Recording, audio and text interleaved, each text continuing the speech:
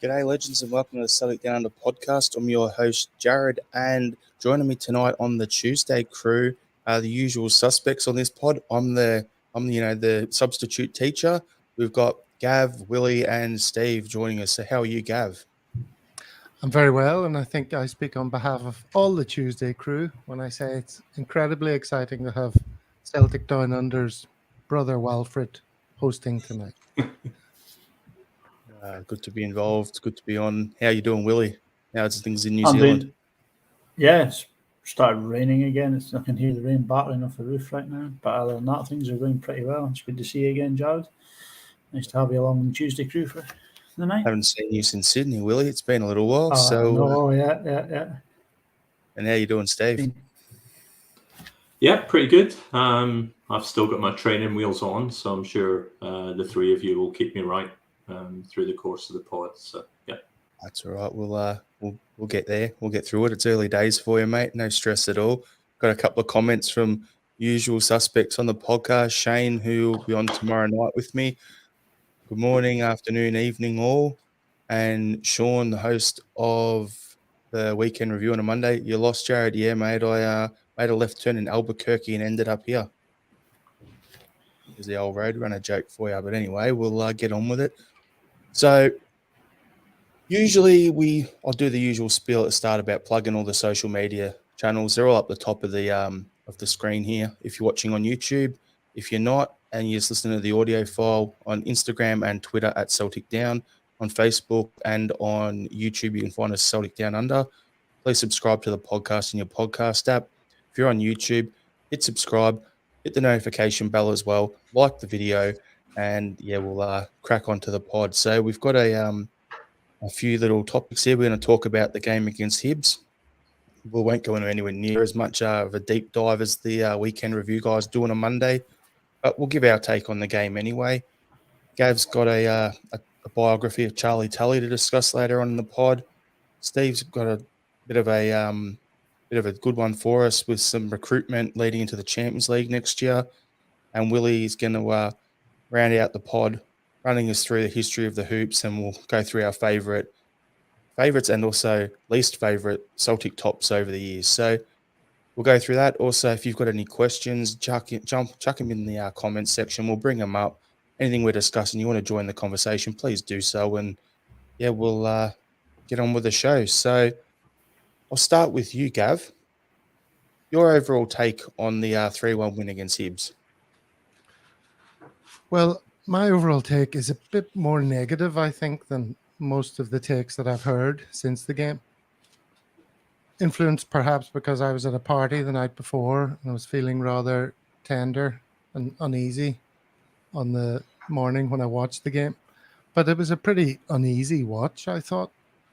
And my conclusion is that, well, there's a bit of thunder for you. When we went 1-0 down against St Mirren and Hearts in the previous games, I wasn't terribly concerned because we were showing so much quality in those games that I was very comfortable that we were going to come through. And everyone seems to think this game went the same way, but for me, it felt like we got out of jail. If the rub of the green had gone the other way on those two key decisions, then, it was a potential banana skin. We might well have dropped points. I'm still not sure the sending off was fully justified after CCV attacked that guy's foot with his head. For me, if the situation is one where the foot's the more likely body part to use, then, someone sticking their head down isn't necessarily dangerous play. People cry high feet. In this case, they could easily have cried low head. And I'm not saying it was definitely the wrong call, but I'm just not certain about it. I think it's arguable. On another day, it might not have been a sending off, which changed the game. So on that topic there, Gav, just jump in for a second. If the shoe was on the other foot, there you go, I did a nice pun for you. But if it was the other way around, if it was Carter Vickers kicking a guy in the head in that situation and it was our player getting sent off, would you have been upset? And would our fan base be raging about that decision? I think they would be. Celtic fans love to be raging about decisions. We love it more than anything, and I'm one of them, And, I think if our genuine complaints are to be taken seriously, we have to occasionally be fair-minded about it and say, look, that could have gone either way. That went our way. Same with the Cameron Carter-Vickers penalty. I think it was less of a clear shout than the Starfelt pool once video evidence was involved with the pool. So, on another day, those two things wouldn't have happened.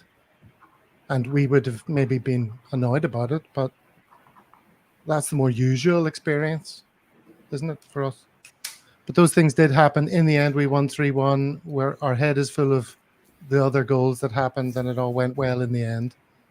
But, yeah, honestly, I wasn't comfortable watching the game. There were long periods of it where we didn't look very good, and we didn't look like scoring.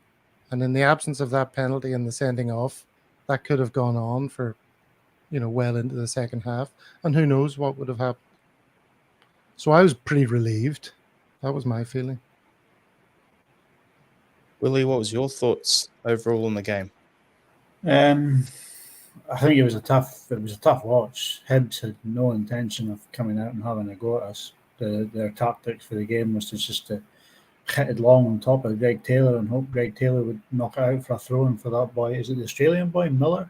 To come out the pitch and throw a long throw in and hope to pick something off that. And as soon as the boy, what was his name, Ewan, was sent off, that was that tactic out the window. Although they carried on doing it and just shelling that ball along.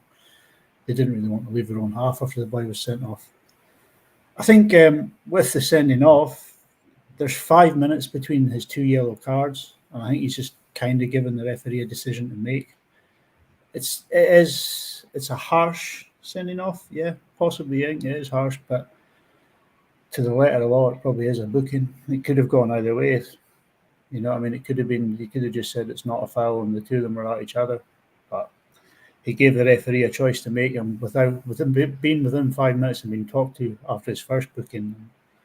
You can see why he's given it. Like, I kind of disagree. I think the penalty, the Carter-Vickers one, I think it is a penalty. If you're going to give Starfelt's penalty for the shirt pull, then the Carter-Vickers one's a penalty too. But I've got on my notes here from like 60 to the 82nd minute before we scored, we were kind of turning the screw on them. We were putting the pressure on them. We were trying to get up the pitch and score. But you're just taking a 10-man defence, and it's really hard to break that down. But I did feel confident enough in it that we were going to break it down. We were going to get the second. Whether we would get a third would remain to be seen. But yeah, I did think we would win, and we did in the end. I think O's goal just shows the sheer power that the boy possesses. He's got a guy who's got a good handful of his jersey. He's trying to pull him all over the shop, and O's just running with him, tagging along, and gets into the position he needs to be in to get his header in. And it's a great goal. It's one of them ones, Willie, just on that O goal, I just want to say something. With the shirt pull and the way he battled through it, it was great to see. It was the same sort of thing we saw this time last year coming out of Giakoumakis. But the difference is, with VAR and everything at the moment, if he had missed that, they probably would have given the penalty. It would have been a second penalty. So, for controversy's sakes, it's probably better that he converted the header as he did. So, yeah, I'll let you get back to what you're saying there. No, then we've got Haksabanović's third goal, which is another stunner from him. That guy certainly needs more game time. Like, he needs to be coming on earlier in games or starting them. But Josh Campbell, he took Haksabanović down in the 90th minute, and I think that should have been a red card, right? But other than that, I would have said man of the match was Jota for me. He was out on the left. He was tearing him apart on the left. I was tearing him apart, and then he moved over to the right, and Jota. Sorry, he was on the right, and him and Maeda switched. And from that point, I thought Maeda was a bit ineffective when Maeda went over to the right, but Jota just carried on tearing him apart on the left. So, man of the match for me was Jota.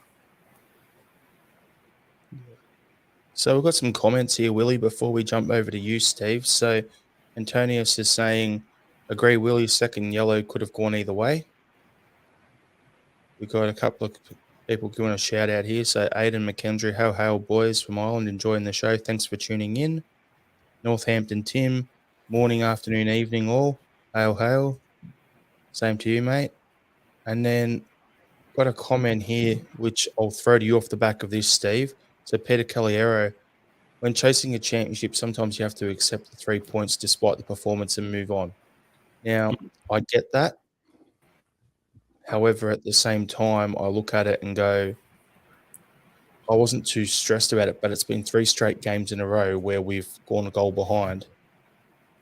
We need to kind of start games a little bit better, in my opinion. But 3 points in the bag, that's the main thing. But over to you, Steve, with your thoughts on the game. Yeah, we're probably a little bit spoiled in terms of the early starts and the really fast starts that we've had season to date. And it's not necessarily been like that over the last few weeks. So we're probably a little bit spoiled, in terms of that. I think losing Hatate so early really disrupted us, especially without Moy.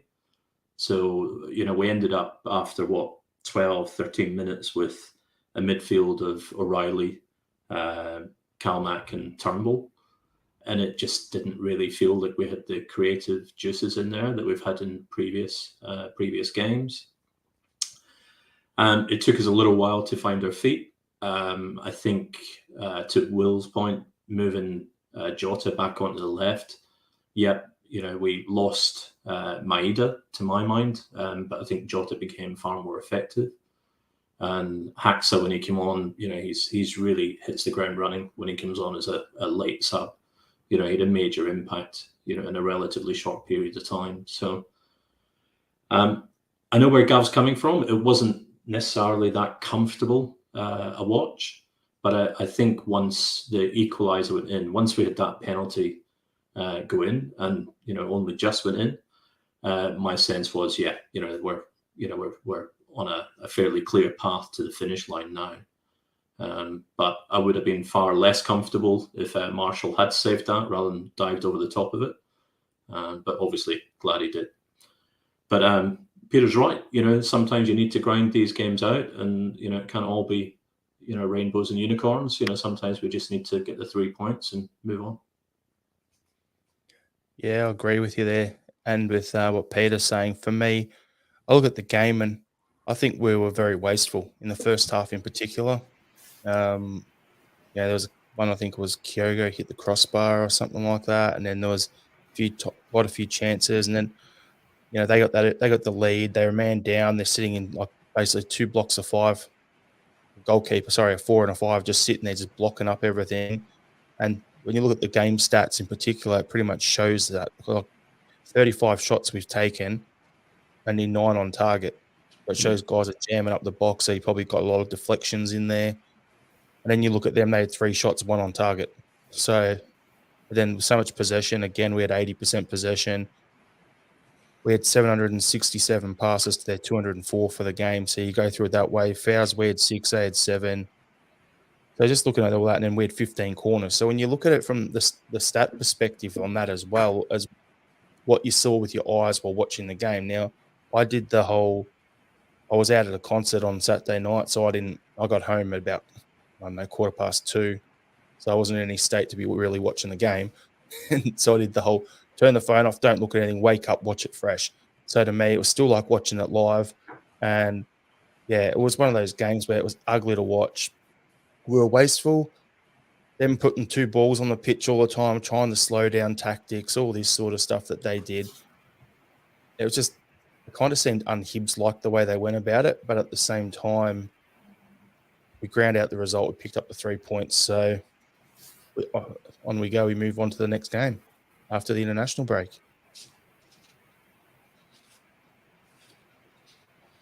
So, Willie, you said, was it Jota was your man of the match? Yeah. Steve, who would your man of the match be? I'm going to go a little bit left field. I loved the kids from St. Roch's and Deaf Primary School who did the rendition of "You'll Never Walk Alone" at the beginning of the game.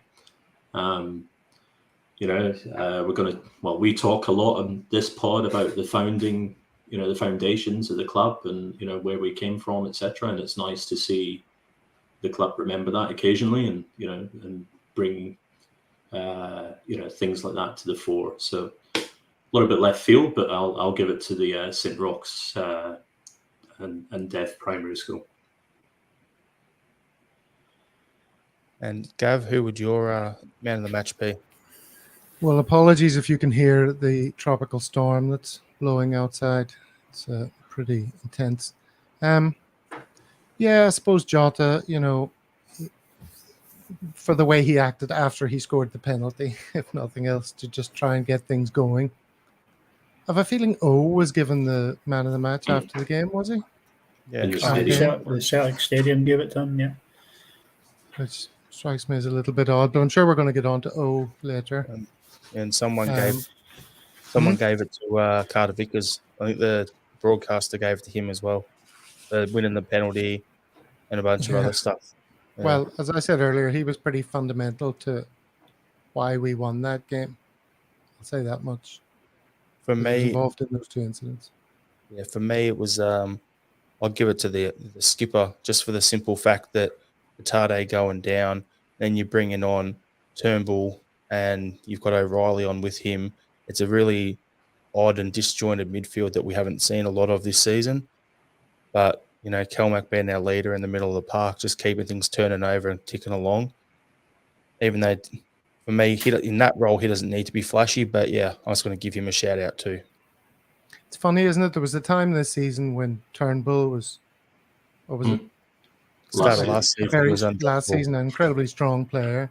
And then for most of O'Reilly's time here, he's been an incredibly strong player. And yet here we are looking at those two coming on as midfield weak links. It's not about them being weak links. It's about the balance in the midfield.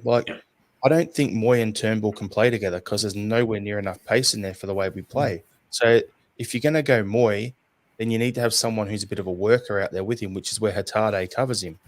Now, if you take Hatade out and you put O'Reilly in, O'Reilly still has that work rate, so it still works. But if you had Moy and Turnbull and Kelmack, it's too slow. It's the same where if you were to have, say, O'Reilly and Turnbull together, I don't think they click very well either. So it's just, I don't know. I would have liked to have seen in that situation. I would have rather, if he was fit, I can't remember if he was or not, Awada coming in and playing in the 6 and pushing Kelmack further forward. That's what I would have liked to see, but Ange knows better. Yeah, I think Awada's got a slight knock. Yeah, no, Awada's got a sore back at the minute, and I don't think he was available at the weekend. But I'm with you, Jared. It's about combinations, and just certain combinations just don't seem to work. But just to Gav's point, if you think of last season, frankly, Turnbull was almost ever present until he got injured. And the fact that he's struggling now, I think, could be attributable to his personal performance. But it could also be that we've raised the bar. The expectation in that midfield has been raised versus last season. We'll talk about next season later in the pod, but hopefully we'll be raising the bar again. Yeah, so something I said, what would have been, in 2 weeks or so before it was announced that Rogic and Bitten were moving on, the end of last season, I said on our pod that I don't see both Turnbull and Rogic being at the club this season. Turned out it was the one I wanted to stay, Rogic. I wanted him to stay for his testimonial year and because he's Australian. And Turnbull, I just couldn't see it. Yes, he was one of those guys where Turnbull was ever present early on, but we didn't really have much else in the squad. So it's a combination of the growth and development over the last 18 months under Ange that, you had Kelmack and Turnbull, and then who else in the midfield is still at the club? No one. Everyone else is a new signing. That shows how much evolution and how much turnover, churn and burn there's sort of been under Ange, getting this squad to where it is. And it's all about building up our levels and our standards. And as Ange said in the presser, players will move on.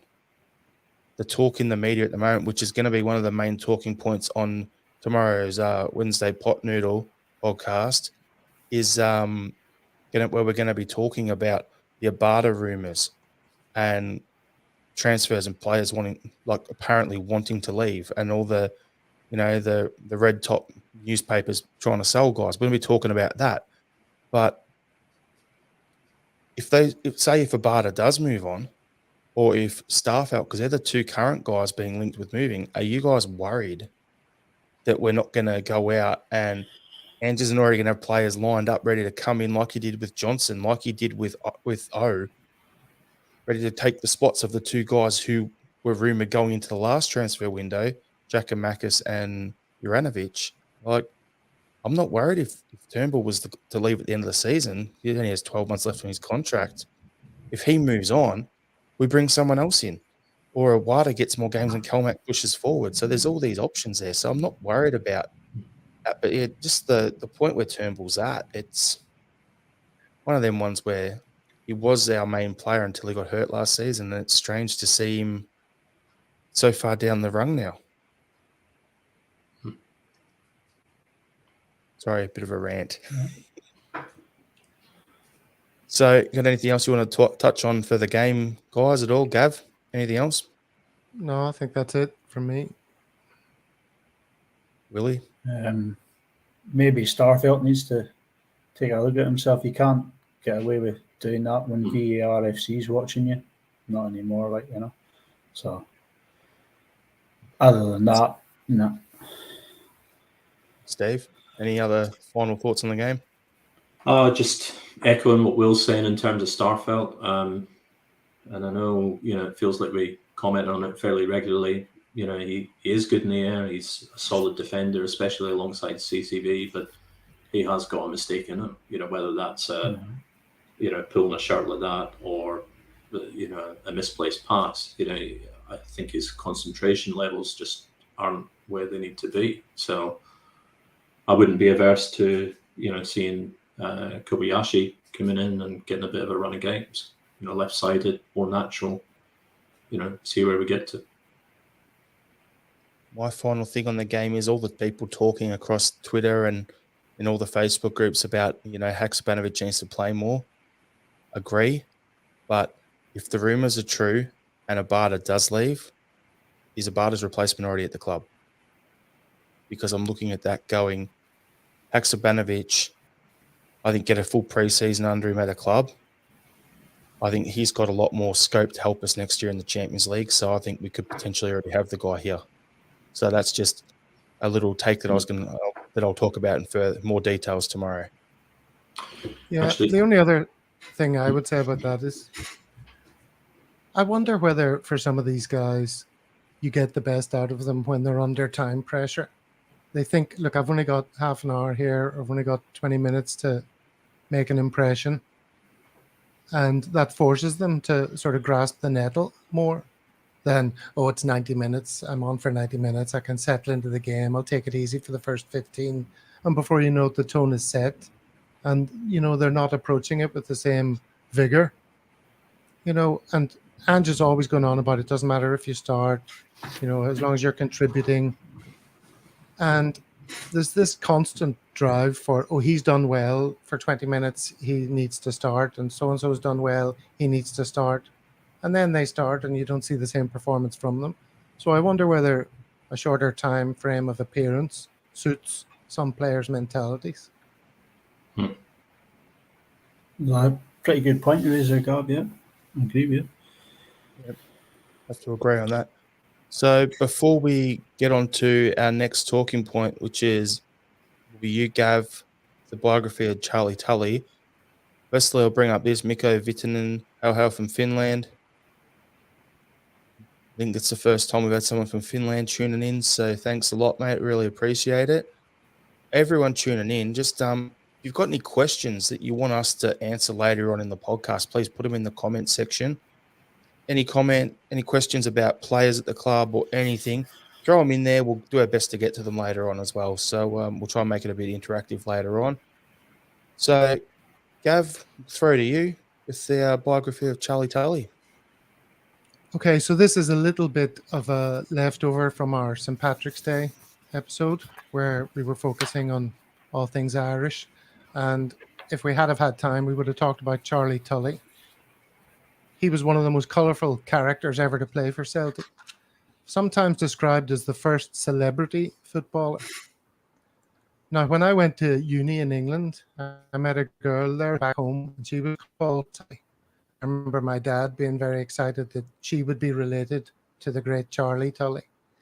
So I contacted her recently just to double check the relationship. So it turns out Charlie was her granddad's cousin, a fact that her 2 football mad sons are thrilled about.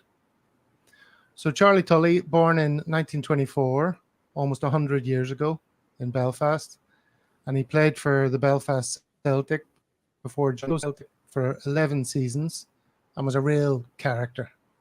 The fans loved him for his trickery and impishness on the pitch. He was a beacon of joy during difficult years for Celtic. I'd like to read a quote from the Celtic Wiki here, which really captures the excitement that he brought.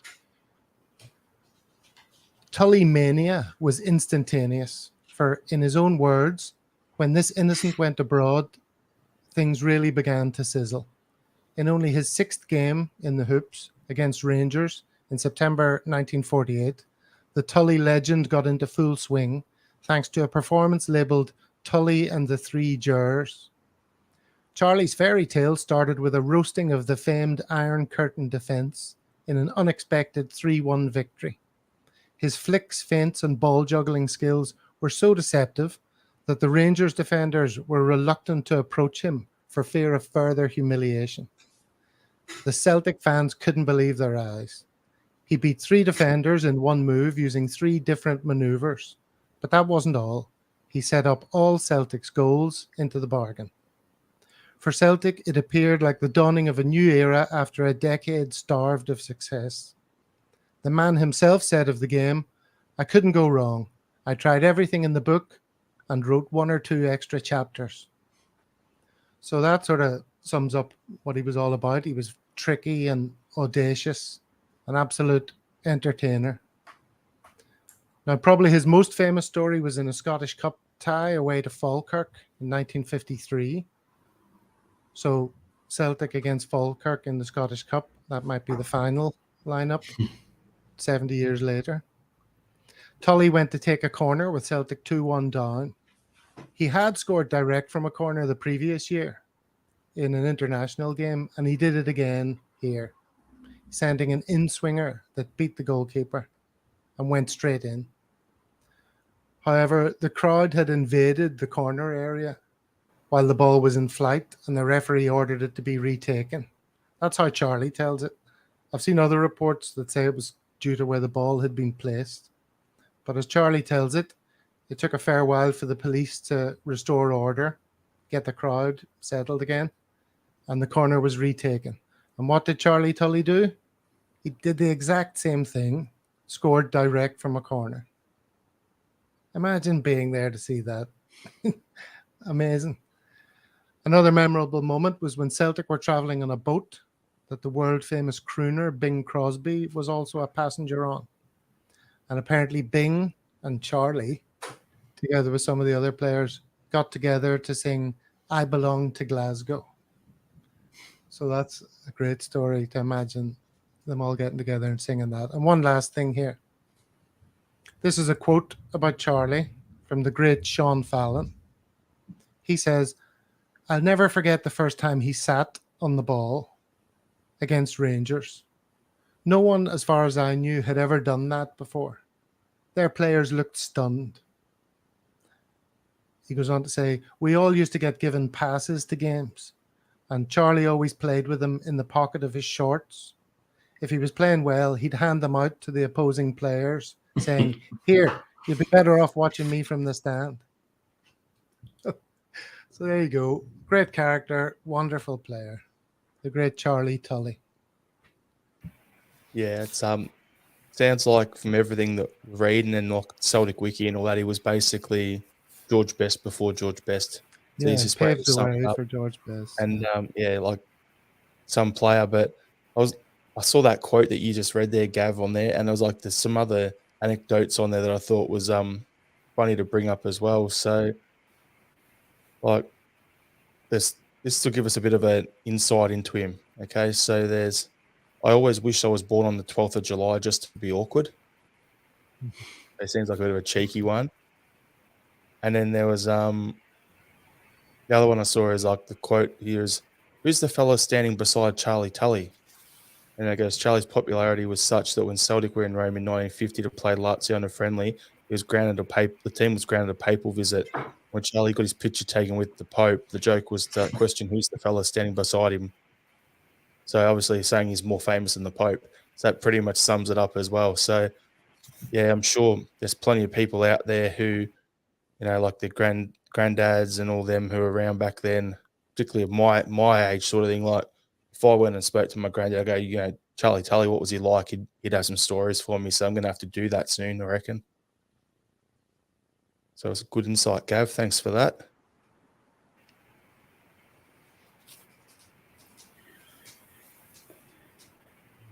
Willie, you got anything, or Steve, do you want to say about that, or should we crack on to the next topic?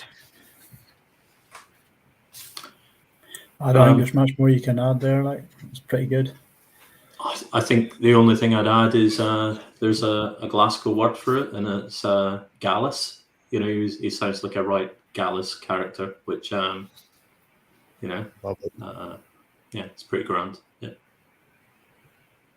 Yeah. All right. So, Steve, we'll throw over to you. So, you want to talk about what does the data say about recruitment for next season's Champions League? So, here we go. Numbers time. Yeah, and you can see all the people watching turning off. But it's not all about the data. We're hopefully going to talk a bit about recruitment in the summer and how the data can inform that, not replace the eye test. All of this needs to be done in conjunction, the statistics and the data alongside, what you and I see watching the games would be my sense.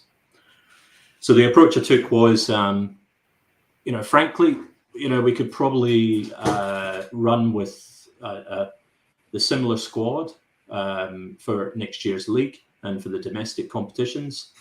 But if we want to improve in Europe, which I think most of us would agree is the next kind of benchmark, then we need to be probably thinking a little bit differently about some of the recruitment. So in my mind, if we focus on recruitment for Europe, then we'll drag domestic dominance, through that channel. So I don't see them as competing priorities. I think they are one and the same. And if we focus the recruitment towards European improvement, then we'll see domestic improvement on the back of that as well. I'll say it again, the statistics, I do like them. It's my kind of thing. I do a bit of that through work, but it's not in replacing what we see with our own eyes. So to my mind, I think it's about combining the two things. So what I did really up front was look at this season's Champions League performances. So to my mind, I think we can learn an awful lot from that. There's probably been enough distance now between the games and now that we can start to draw some conclusions from that. It's a little bit less raw. We can start to look at the games in aggregate. So I split it down into three areas. So there's the defensive space, there's the creative space, and then there's the goal scoring or the chance conversion space. And looking at those three spaces kind of independently, to my mind, in defense, we pretty much performed almost exactly as you would expect a pot 4 team to perform. Now, you might say that's not enough, we should be doing more than that.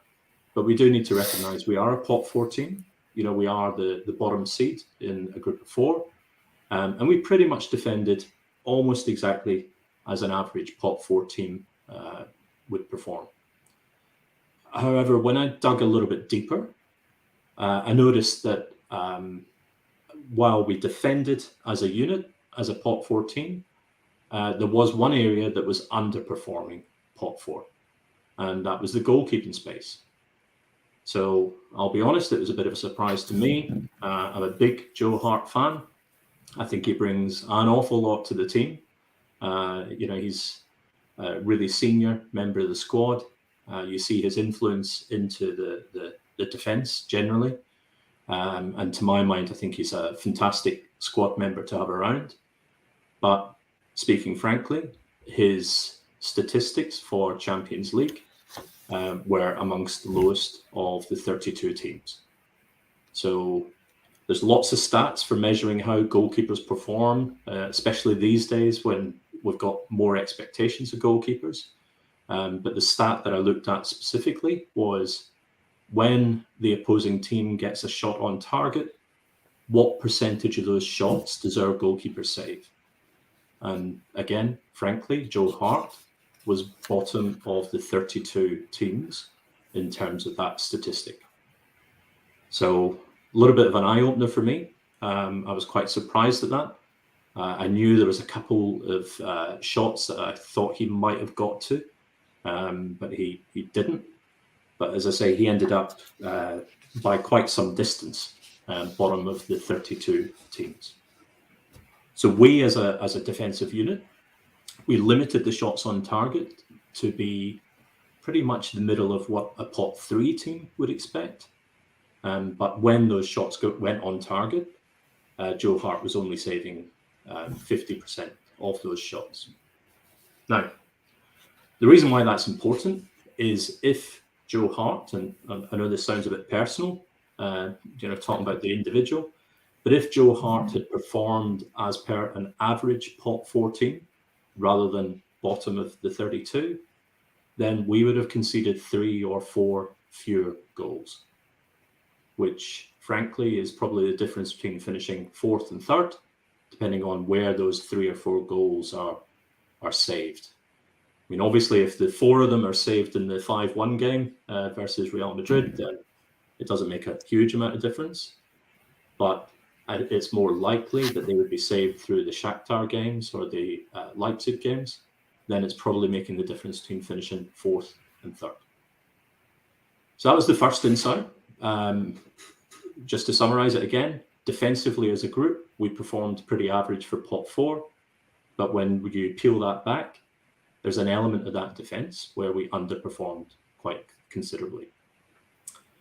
So how does that influence summer recruitment? To my mind, I think we should be thinking about bringing in a number 1 goalkeeper. So I think that's probably quite uncomfortable for some of us. Frankly, Joe Hart's done fantastic things for us as a club. It's quite funny, actually, if you go back and look at when we had Barkas in there and look at the chaos that was our defence at that time and see the effect that it's had in terms of bringing Joe Hart in, it's a huge difference. But if we're serious about progressing in Europe, then I think we need to be thinking about a new number 1. So happy to pause there, maybe get some discussion from the group. I've got one other observation around the attacking third, but Jared, I'll take your guidance. Any comments you want to call out? Or Yeah, we've got a few ready to go here. So we'll start off where you said you love looking into the data. Mahesh agrees. Bring on the data. I love it. We've got here Antonio's saying chance conversion is the biggest issue for me. 82 attempts on goal for 4 goals. Andrew Galea, Gogo, Hatade, Moy have all improved since the Champions League. This is just general comments. We're missing Kelmac and CCV most of the campaign. That, to me, is the biggest issue above all else, other than what you've touched on there. Like, I think putting those 2 leaders and up in the spine of the team would have made quite a difference for us. And then Andrew Galea is pretty harsh on Hart. We left him exposed, I reckon. But other than that, yeah, back to what you're going to say, unless any of the boys want to jump in quickly. Yeah, I'm happy to talk about Joe Hart a little bit. I understand what you're saying, Steve, about the discomfort. That seems to be the theme for me of the day. But, his story's been a great one. He's been very important in Ange's first couple of years at Celtic. But it strikes me as very obvious that he is the most of a square peg in a round hole that we have. You can look at players in every position and say, this is the kind of player that Ange likes, and I'm going to point to an example of a player that plays in that role, Ange's style of football. I think Joe Hart, it's a testament to his professionalism that he has performed so well as a square peg in that round hole. But he's not a ball-playing goalkeeper. And he's a reasonably good shot stopper. He's not the best at crosses, all of that stuff. I think sometimes, they say you don't know what you've got till it's gone, but you also don't know what you've got till you get it. And if we had a young goalkeeper who was a decent shot stopper and had been brought up playing the kind of football that we're talking about and was comfortable with the ball at his feet, didn't get panicked when under a bit of pressure, and could dominate his box, it would make a huge difference for us. But I'm very fond of Joe Hart. Think he's a great guy. Love to keep him around, goalkeeping coach or something. But I don't think he's the long-term answer if Ange is going to be here for 5 years or anything like that. Comment section is just blown up, guys, so I'll bring a few more up first before we jump into it. Am I going to get pelters, as they say, for that?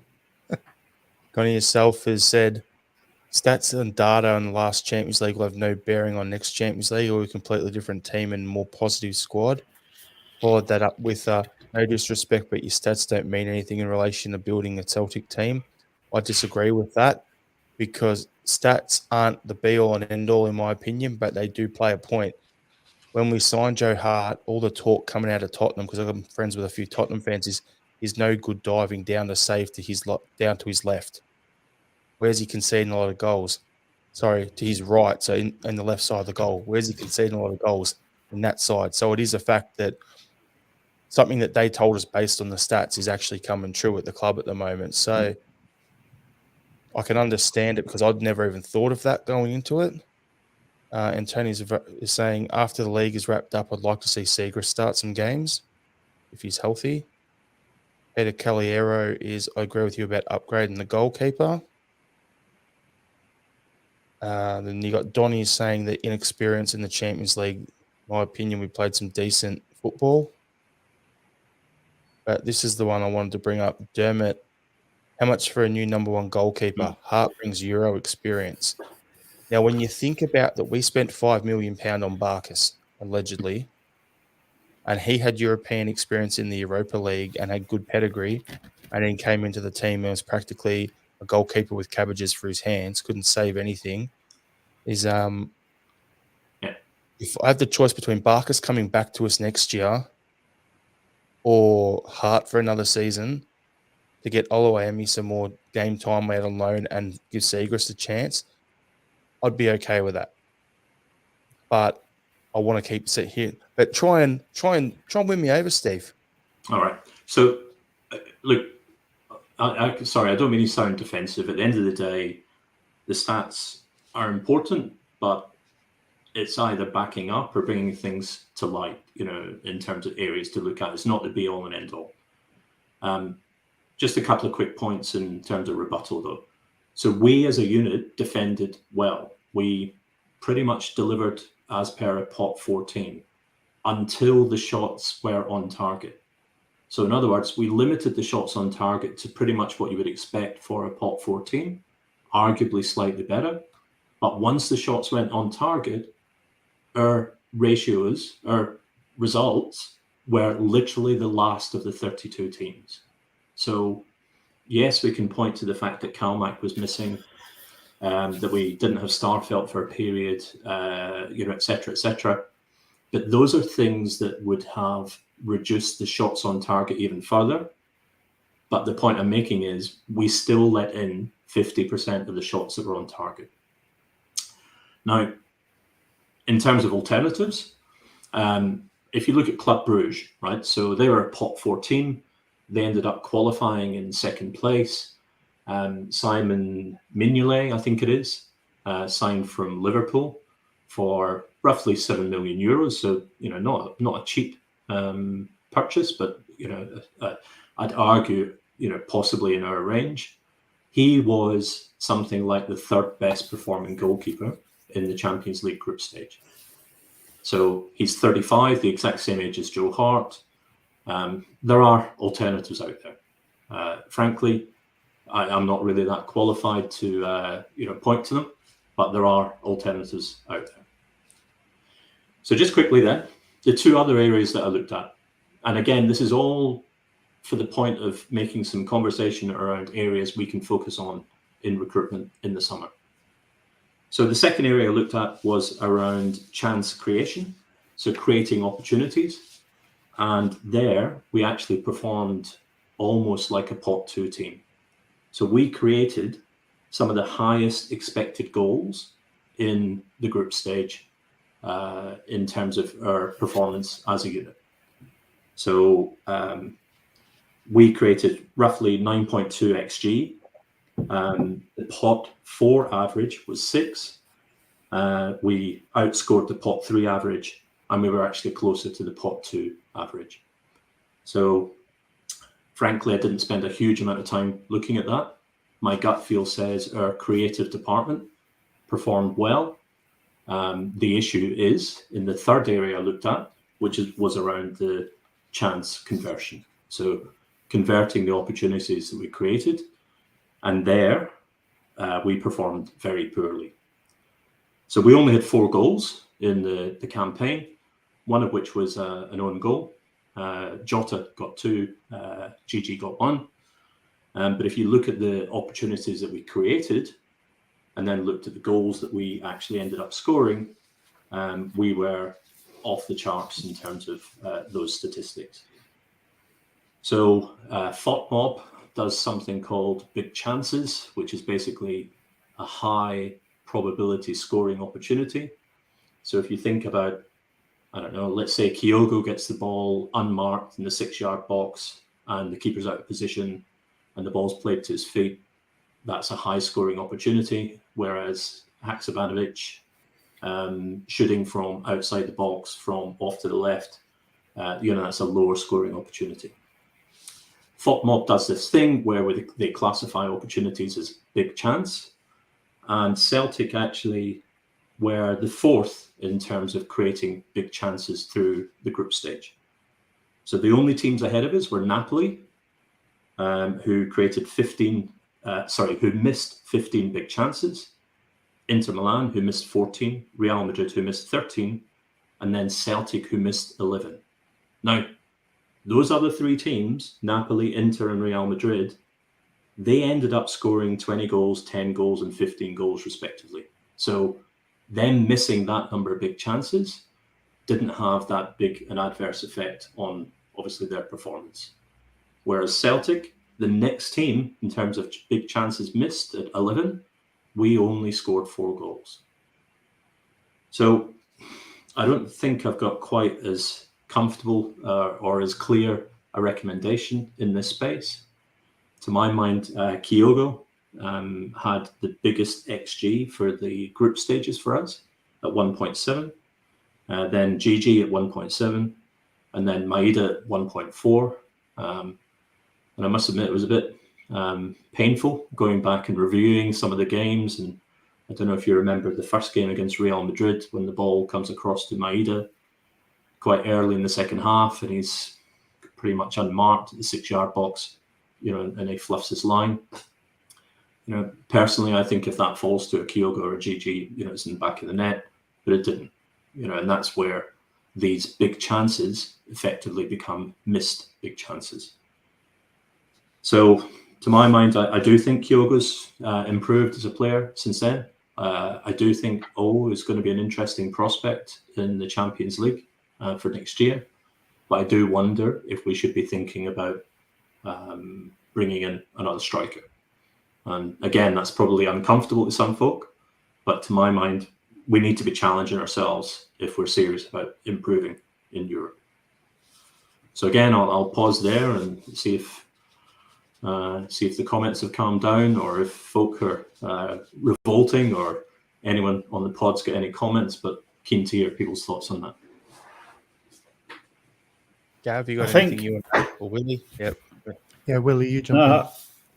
I think your third striker is a must for us. Like, Maeda can play there, Abada can be there, but you're going to discuss them all about Abada's contract situation and what might or might not happen there. But it is an area we do need to look at. A third striker it's something we said when it was just Kyogo and Giakoumakis there. We did say, look, we really need a third striker. We know Maeda can slot in there, but a third guy in there would be something we would look for. And then in came O and out went Giakoumakis. So we're still in that same situation where I think we're a little bit light in the striker department. Hopefully next season, like, Kyogo has had a taste of the Champions League. He's seen what it's all about. He's been in there. Hopefully he'll get that, come back next season with a bit more added determination to get those goals, to get into that areas and get those chances and convert them. But yeah, I think another striker would be helpful. Like, it comes down to the same as what I have written down in my notes about Joe Hart. It comes down to what will fit into our wage bracket. I mean, if you're wanting a guy who's going to hit every shot in the Champions League, we're never going to be able to afford that. You know what I mean? It really is sort of that nuance of what we can afford and what sort of wage structure that player's willing to come in. And so that's going to be a young guy who's hungry, willing to prove himself, or maybe somebody who's at the tail end of his career who can still do it, but isn't going to get an opportunity at a bigger club, which doesn't really sort of fit Andrew's model. So, yeah, it is something we should be looking at, yeah. Yeah, I get the feeling that we've got a first choice striker and a third choice striker currently, and we need a second choice one. You know, I think O is a project, and just due to the circumstances, we're seeing a bit more of him than Ange might consider ideal. He is as raw as kimchi. You know, he's exciting and spicy and gives many a good feeling in their gut. But I find all the O worship a bit over the top, to be honest. I mean, he's a nice, smiley, enthusiastic guy and all that, and he's running about like a headless chicken. I'm just not convinced yet that he's a particularly good footballer, and that's probably an unpopular opinion. You know, he just never seems to get the ball under control. He's maybe good at snatching those moments like we saw in the last game, but he strikes me as a bit of an agent of chaos rather than a footballer who's going to fit into our silky style of play that well. When we signed him, there was this strange talk, if you remember, of us not getting Cho at the time, and we might go back for him in the summer, people were saying, which seemed really strange to me. But so strange that maybe there was some truth in that. That's the talk that I've heard. It's coming back again now. Yeah. Cho is still on the cards for in the summer, and that O was signed to basically be the Edouard to the Dembele sort of thing that we currently have, in terms of you have him for a year to develop underneath guys like Kyogo and Cho, if we do bring him in, or whoever the other striker is, so that then, because Kyogo's 28 now, he'll probably want to move again at some point soon, and then you go from there. Yeah, well, I think Cho to me looks like more of a footballer from what I've seen, and it's limited to YouTube, you know. But he could well be. A comment based on it. Cho's lost all form apparently, unless you're talking about Vogue magazine and banning that. So we'll bring up some comments. So Antonius, just an observational. I'd love to see Hart save a penalty. That's another thing I was going to raise. In the age of VAR in Scottish football, being able to save a penalty is far more important than we might have previously thought. So I'm just going to bring up a few comments on the whole goalkeeper situation and Joe Hart that we spoke about, and then we'll go to the creation part later on. So then we've got Michael Ross's Hart brings leadership experience and shampoo jokes. Andrew Galea brings up something we spoke about last Wednesday on the Wednesday pod, is that Australia produces fantastic goalkeepers. There's another gem in Gauchi available at Adelaide United. Yeah, get him in and then give Hart another season. I'd be all about that. I think he's definitely one for the future, and I'd rather him land with us than end up somewhere like Belgium or Holland or something like that. And then we can get through some of the other comments now about the last one about the keeper is Ange will decide the keeper for Champions League football, and I will not question his decision, be it stats or no stats. That's not what we're saying, that, you know, we know better than Ange based on stats. We're just having a discussion on what we're seeing and then what the stats are, whether they back that up or not. So, yes, we know we're just armchair experts over here in Australia. We're not the big man. from down South Melbourne way. So, yeah. And then we'll get into some of the other ones. So Shane's saying we've got to be clinical in Europe. The stats back it up. Antonius is interesting insights, Steve. Andrew Clow, I'm very confident going to the Champions League with the squad we've got. Knowing we'll add again over the summer. And there's two more I was going to bring up. So this one here from Donny Boy. One thing I think we can all agree on is we've got the right manager in place at our club for progressing in Europe and domestically as a club. And Dermot Celtic Rabbit, I've got to bring this up because it's just brilliant. Love averages. Once had a batting average of 42 when my highest score was 24. Didn't last. Got to love a cricket batting average joke. Love it. But yeah, we'll keeping Michael Ross's one here is keeping this team together as long as possible whilst adding more talent is the progress. I may have brought that up twice, but that is spot on. Exactly what I think as well, mate. So, got anything else to add on to that topic, or do we crack on? You're on mute, Gav. You're on mute, Gav. Sorry. I'm trying to limit the noise from outside. I just want to say thanks to Steve for those insights. They were very interesting. I especially like the one where you put us in the same bracket as Napoli and Real Madrid. That's where we want to be. Yeah. Just maybe a final comment, and I feel that, nasty on Joe Hart, but, fundamentally when Hibs got that penalty at the weekend, I had zero confidence that Joe Hart saving it. He's faced 14 penalties playing for Celtic. He hasn't saved any. The one that shows and not scored was the Liam Boyce one that hit the post and span across the goal line and out for a goal kick. And I think, if I'm honest, I think it's kind of symptomatic of the issue, which is he's good at commanding the box, but he is becoming a poor shot stopper. And penalties to some degree, encapsulate that. And it is statistics. And if he saves the next 3 penalties, he will be bang on average for the kind of statistics around penalties saved. But it doesn't look that likely at the moment. I think with the penalties that we get, he showed them where he was going. Yeah, he showed them where he was going. He tapped his leg, he let his right foot go, and off he went to that side. The striker just had to wait. Joe Hart was moving before the ball was struck, and it was just an open goal for him, really. He's not good. He saved one in the Sydney, did he not? No. I think it wasn't very well taken. Like, was it? Were those 14 penalties, including all the ones that competitive games only, but just on the 7 this season that he's faced, he's literally dived the wrong way in 6 out of 7. So, yeah. We all can't be Fraser Forster. There you go. Oh, yeah. Okay, so, Willie, we'll go to the last topic of the podcast. And, the history of the hoops, we'll let you have a bit of a chit-chat about that. So off we go. So no matter where you go in the world, people will know exactly who you support from what the famous green and white hoops that are upon your back. And it was introduced on August the 15th, 1903.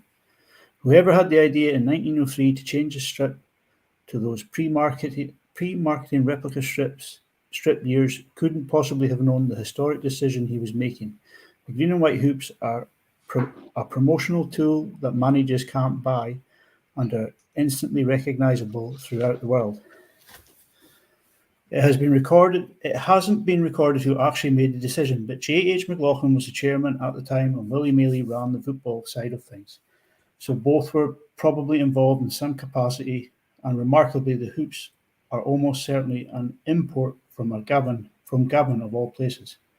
Junior club St Anthony's have supplied many a player to Celtic down through the decades, but history also notes that they were wearing green and white hoops. And it was noted at the time that somebody from Celtic simply took a fancy to the strip after watching St Anthony's play, and the legend of the hoops was born. The irony of St Anthony's is that their followers are in Gavin and are well known for their Celtic allegiances. And the symptom of that is many believe that they wear the hoops because they were boys' fans, when the reality is they blazed the trail and Celtic simply followed suit.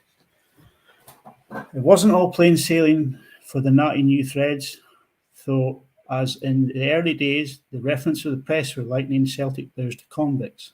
It appears the press never really changed their view on Celtic as the years have rolled on. It should be noted, though, that Celtic spent nigh on the first 15 years of their existence playing in the club's early colours. So many Hoops legends such as Sandy McMahon, James Kelly, Jimmy Belsington and Willie Maley himself never actually wore the hoops.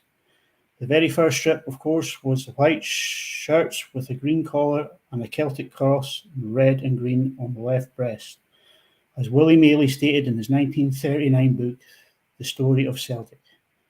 These were presented to the club by the Penman brothers, the then big drapers and clothiers in Bridgeton Cross. The strip soon changed to green and white vertical stripes, and that was the preferred option until 1903, when the sartorial elegance of the hoops, when somebody at Parkhead was watching it rather more than the tactics of St Anthony's. We can only presume that Celtic kicked off the new season in 1903-04 wearing the new strip. They started off with a 2-1 home win over Partick Thistle before winning 1-0 against St Mirren and Paisley. And the new strip did herald some success in a way that the green and white stripes failed to muster. When Celtic's first changed to the stripes, they reached the Scottish Cup final but lost 2-1 to Third Lanark. However, when changing to the hoops, they also reached the final of their first season of the use, an altogether more acceptable outcome. We met Rangers in the final, and despite going 2 goals down in 12 minutes, Jimmy Quinn made sure of his own chapter in the history books by scoring a Scottish Cup final hat-trick, and the Hoops never looked back. As I said earlier, it's instantly recognisable across the globe, and some other clubs, such as Lisbon, Omiya Nicosia, my local team Helms United, have a similar style, but none have the iconic 4-leaf clover on the breast to make it instantly recognisable. Over the years, we have produced so many beautiful green and white tops and some lovely away tops as well, and my personal favourite is the 95-97 season. It's the one with the green and white collar that George Cadet, Paolo Di Canio and Andy Tallman co-wore. What about you guys? What's your favourite Celtic tops? Well, we'll go to you first, Gav. On mute. Well, I'm not a big merch guy, I'm afraid to say, and I don't have a great deal to contribute to this, so I'll just tell you that the last Celtic shirt I had, which I used for playing football in, doing sport, was the black carling diagonal on the front, the kind of shirt that you would have seen Larson giving his farewell to us wearing.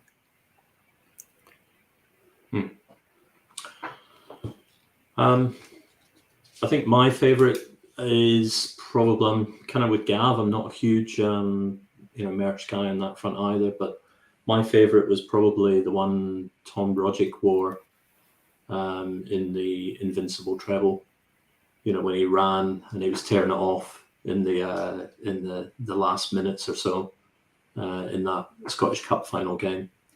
It's got a lot of memories for me. I look at that team and I'm not saying they match the Lisbon Lions in any way, shape or form, but for our generation, I'd argue it's as close as we're going to get, or it's the closest we've been.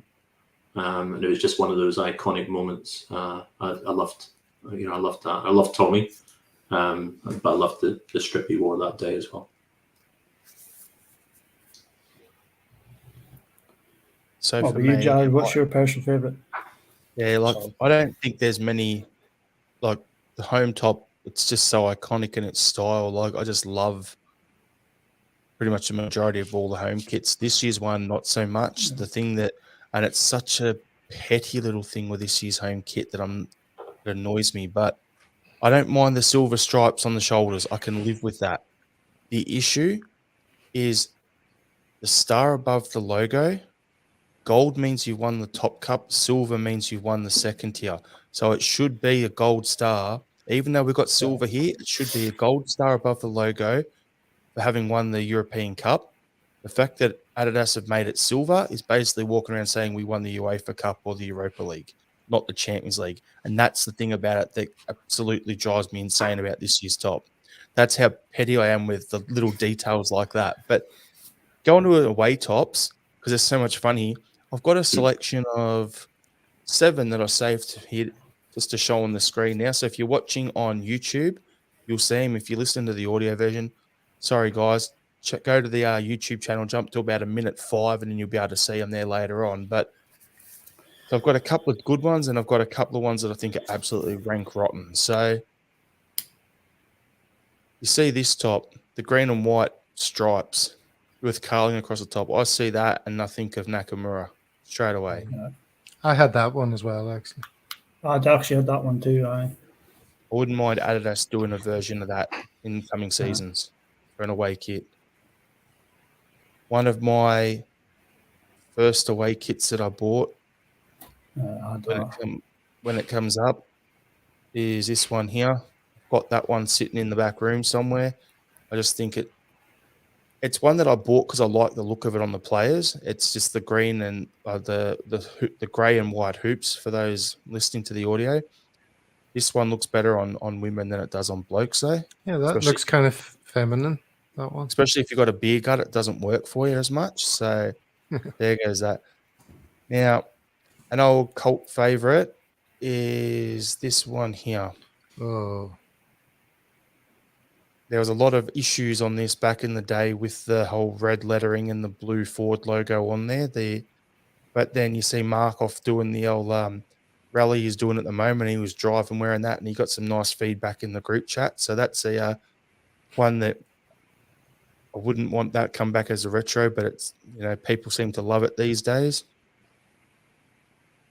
My 2 all-time favourites I will leave till the end. Actually, no, I'll go to one now.